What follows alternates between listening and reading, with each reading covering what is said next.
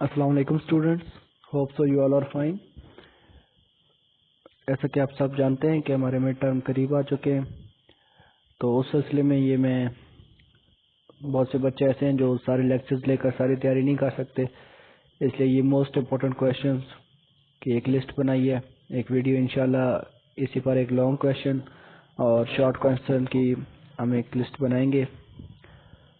सो हम अभी स्टार्ट करते हैं। बिस्मिल्लाह रहमान रहीम। What are the process of ecosystem influenced by land structure? Land structure influence ecological process. Landscape structure influence process such as flow of energy, materials and species between the ecosystem within a landscape. इसमें simple एक लफ्ज ecological process को influence करता है landscape structure. ठीक है, next question है write 4 reason why relatively have incomplete fossil records, कि हमारे पास फॉसिल के रिकॉर्ड्स हैं वो इनकम्प्लीट क्यों हैं। इसके 4 रीजन बताने हैं। ठीक है, तो हमारे पास इसके 4 रीजन ये हैं कि सबसे पहले रीजन है soft tissue are rarely preserved, most of earth crust has obliterate and covered many fossils. ठीक है, कुछ फॉसिल जो अभी तक भी कवर्ड है, नहीं दरियाफ्त हुई है। Fossilization take place only in certain type of habitat and favourable environment, और फॉसिलाइजेशन हर जगह पर नहीं होती बल्कि एक मखसूस किस्म के हैबिटेट में और एक फेवरेबल एनवायरनमेंट में होती है। ठीक है, palaeontologists have no dug up every place on earth, और ना ही पैलेंटोलॉजिस्ट ने जमीन का हर हिस्सा खोदा है। ठीक है, नेक्स्ट है define Hardy Weinberg principle. So आपने हार्डी वेनबर्ग प्रिंसिपल पिछली क्लास में पढ़ा है। Hardy Weinberg principle model help us to identify evolutionary process that can change gene frequency in population. ठीक है, ये हमें एक एवोल्यूशनरी प्रोसेस, एवोल्यूशनरी फोर्स के बारे में बताता है जो कि चेंज कर सकती है जीन्स फ्रीक्वेंसी को किसी भी पॉपुलेशन के अंदर। ठीक है, because evolution includes changes in gene frequency in a population. A thorough understanding of evolution must include area of genetics known as population genetics. ठीक है, define community structure.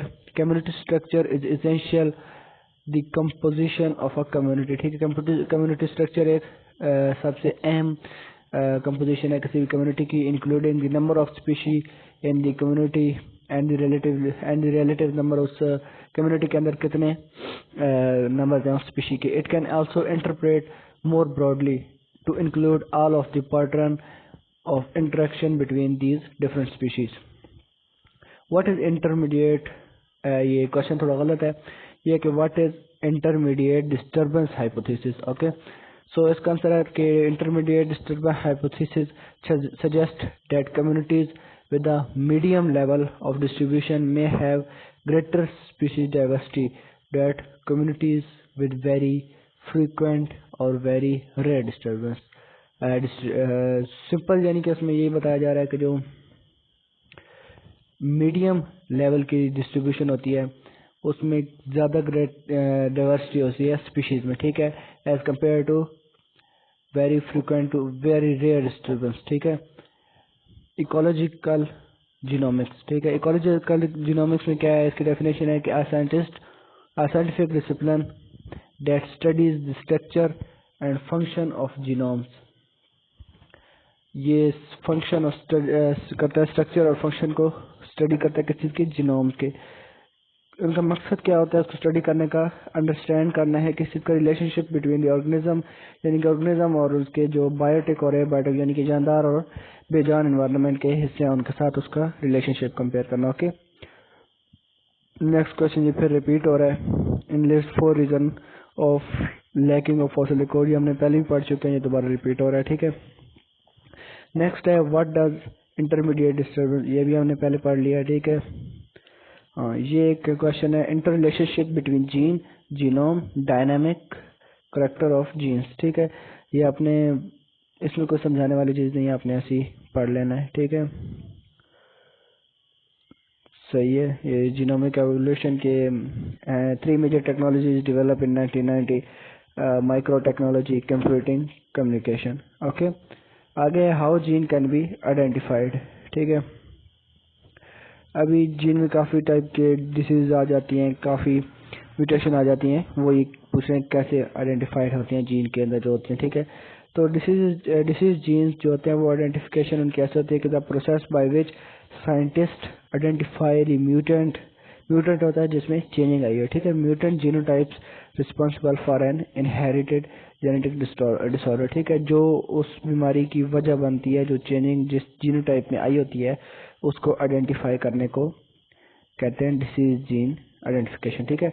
Mutation in this genes can include single nucleotide substitution, single nucleotide addition, may be deletion, यानी कि single nucleotide add हो सकता है, subtract हो सकता है, डिलीट हो सकता है, या कोई भी इसमें चेंज आ सकता है, या शायद पूरे का पूरा जीन डिलीट हो चुका हो, तो कोई भी एबनॉर्मलिटीज हो सकती है जिसकी वजह से डिजीज हुई है, ठीक है।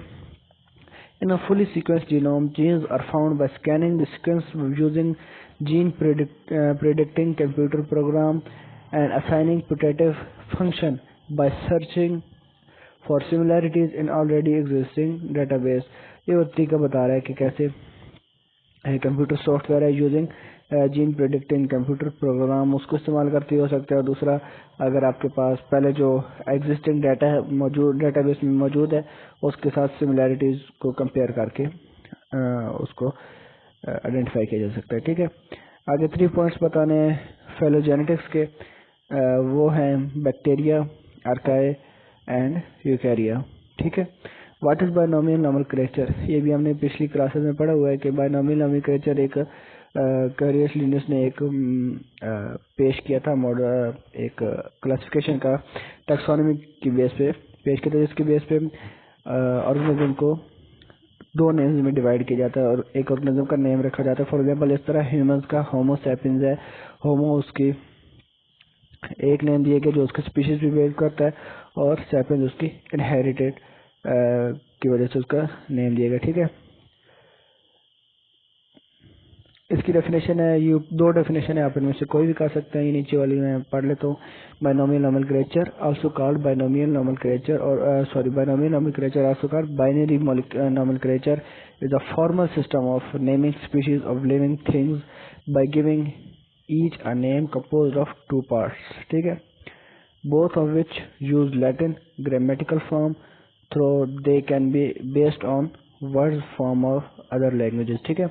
Ecology, micro ecology means microbial, अच्छा, इकोलॉजी का मतलब होता है स्टडी ऑफ एनवायरनमेंट, ठीक है।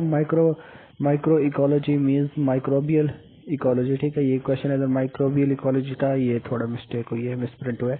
तो माइक्रोबियल इकोलॉजी का मतलब होता है स्टडी ऑफ माइक्रोबियल इकोलॉजी और इकोलॉजी ऑफ माइक्रो हैबिटेट, ठीक है। किसी भी माइक्रो हैबिटेट की इकोलॉजी को स्टडी करने को बोलते हैं माइक्रो इकोलॉजी, ठीक है। Human gut micro ecology is the study of microbial ecology of the human gut.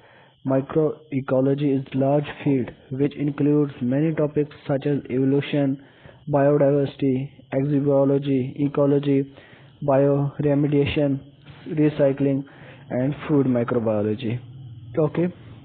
Next है हमारा species diversity, species richness. Species diversity, species richness एक ही चीज़ है। Species diversity is defined as the number of species and abundant of each species that live in a particular location, यानी कि किसी भी एक लोकेशन पे जो स्पीशीज सबसे ज़्यादा मिकदार में या सबसे ज़्यादा क्वांटिटी में है उसको स्पीशीज डाइवर्सिटी कहते हैं, ठीक है। The number of species that live in a certain location is called species richness या स्पीशीज डाइवर्सिटी, ठीक है। नेक्स्ट है different in orthology and paralog gene, ठीक है। ऑर्थोलॉजीज क्या होता है? Orthologies are genes that are related by the vertical descent from a common ancestor and encode proteins with the same function in different species, ठीक है। ये क्या कहते हैं? एक कॉमन एंसेस्टर को प्रोटीन्स को इनकोड करते हैं किसके साथ?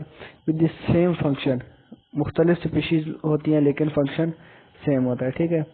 और जो पैरालॉग्स होते हैं इसमें होता है कि ये होमोलॉगस होते हैं, ठीक है। Paralogs are homologous genes that have evolved by duplication.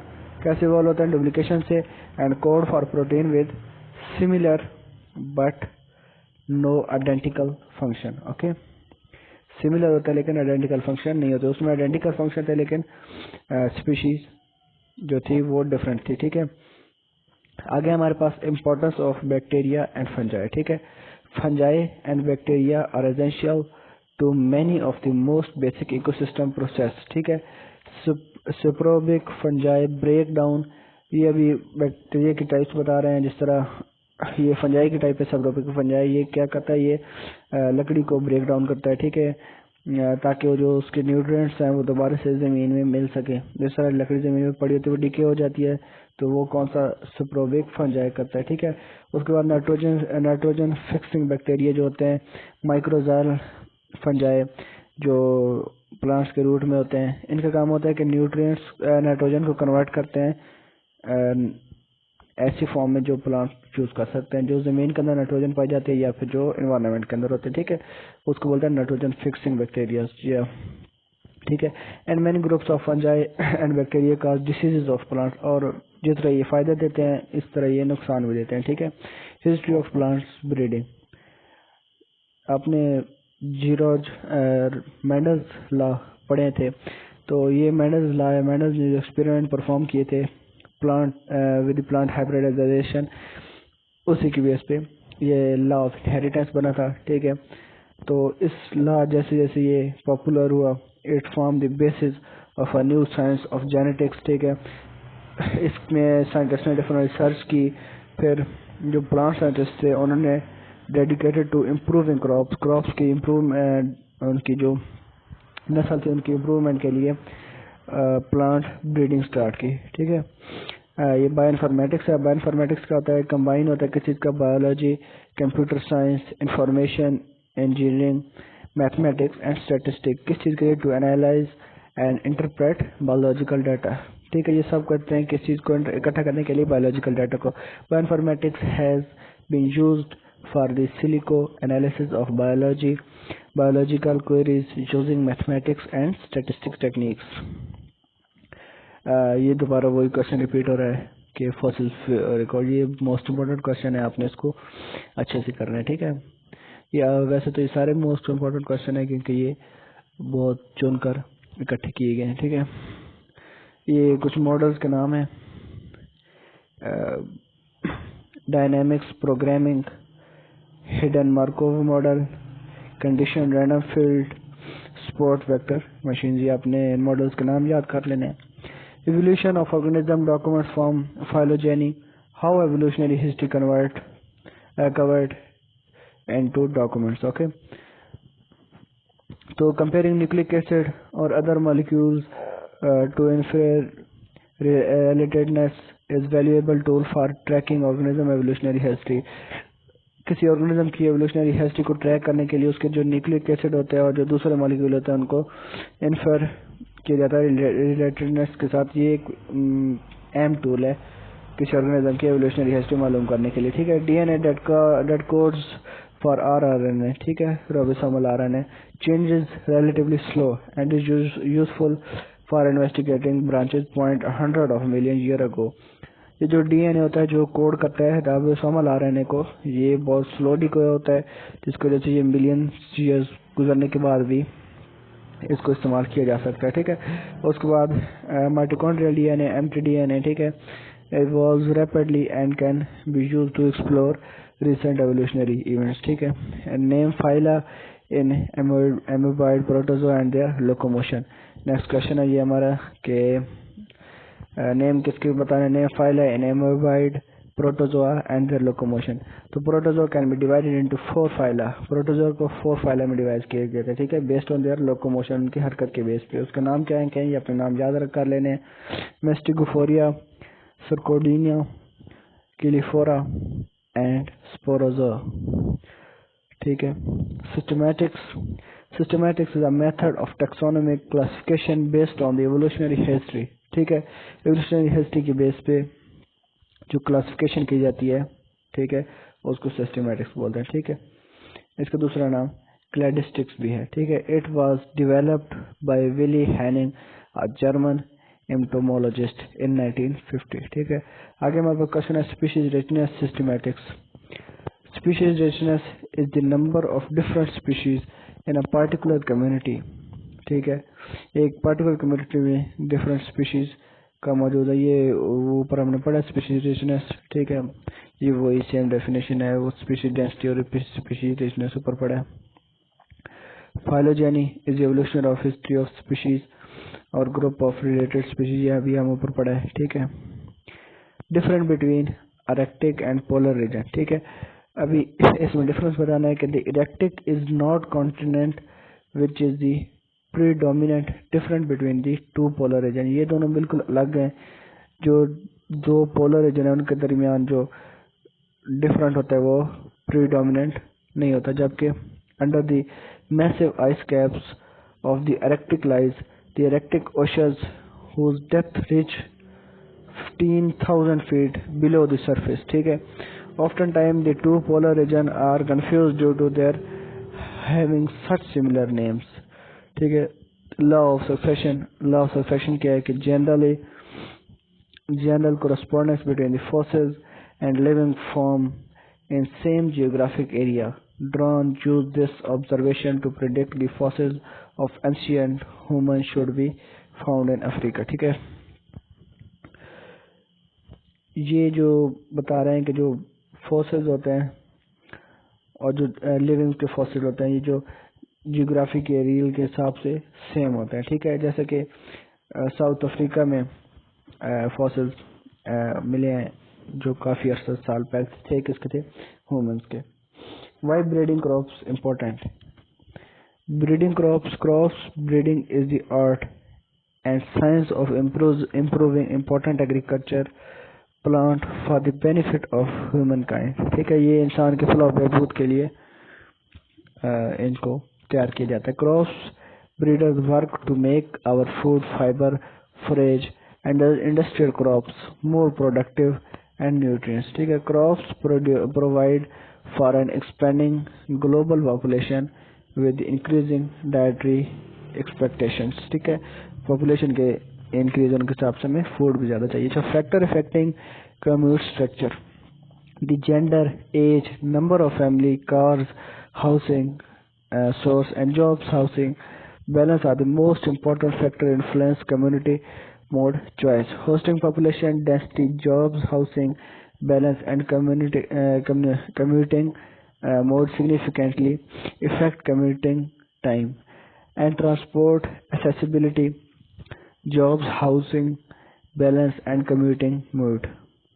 Ecology की definition है कि ecology is a branch of biology that studied the interaction among the organism and their biophysical environment. ये सिंपल ये है कि इंसान की और उसके जो इर्द गिर्द एनवायरनमेंट में जानदार और बेजान चीजें उनके साथ इंटरेक्शन को इकोलॉजी बोलते हैं, ठीक है। ये इसकी डेफिनेशन है, एक बार ये नॉर्मल से आप इसको पढ़ लीजिएगा, ठीक है। Applied ecology is using ecological principle to maintain condition necessary for the continuation of present day life on earth, ठीक है। अप्लाइड इकोलॉजी क्या होती है कि इकोलॉजी को इस्तेमाल करते हुए जो इकोलॉजी का प्रिंसिपल है मेंटेन करना कंडीशन को जो कि ज़मीन पर प्रेजेंट डे में हो रही होती है, ठीक है। प्लांट्स ब्रीडिंग, ठीक है। Plants breeding is the art, ये एक आर्ट है plants breeding and science, art भी और साइंस भी, ठीक है। Of changing the trait of plants के ट्रेड को चेंज करना है इसमें, ठीक है।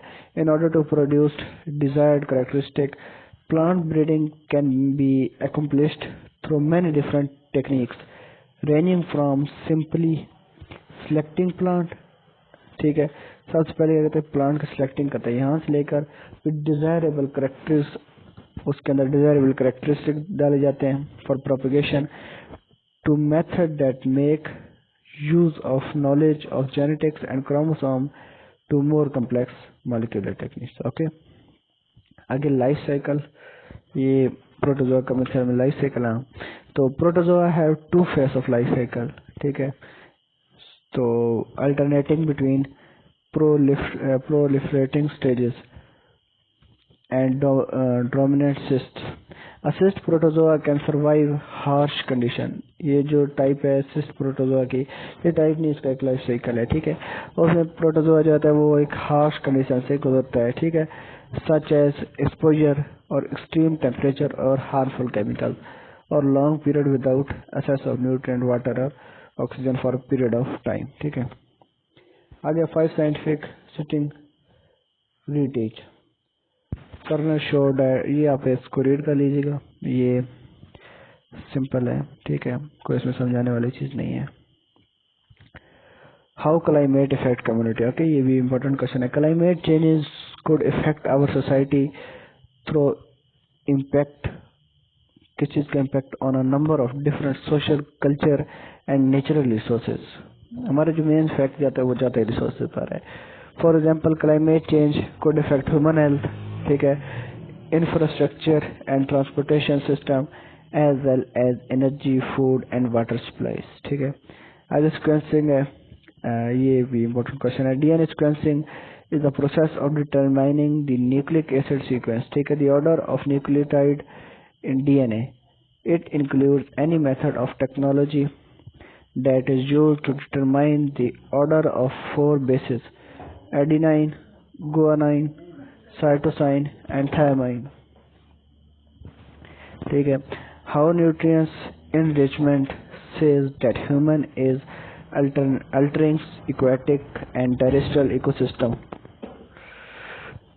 Nutrients enrichment by human is alternating aquatic and terrestrial ecosystem. ठीक है, जो न्यूट्रिएंट्स की मिकदार होती है ह्यूमंस के अंदर, ठीक है, enrichment जो by human is alternating aquatic the terrestrial ecosystem. Nitrate concentration and export by the earth major river correlated directly with the human population density. ठीक है, human disturbance also increase export of phosphorus from aquatic catchments. ठीक है, आगे define and explain optimal foraging theory. ठीक है, ये एक theory है, time forum in theory. Optimal foraging theory attempt to model how organisms feed as an optimal process. Evolutionary ecologists predict that if organisms have limited access to energy, natural selection is like a favor individuals that are more effective at acquiring energy and nutrients. Many animals select food in a way that appear to a maximum the rate at which they capture energy. Plants appear to allocate energy to roots, various shoots.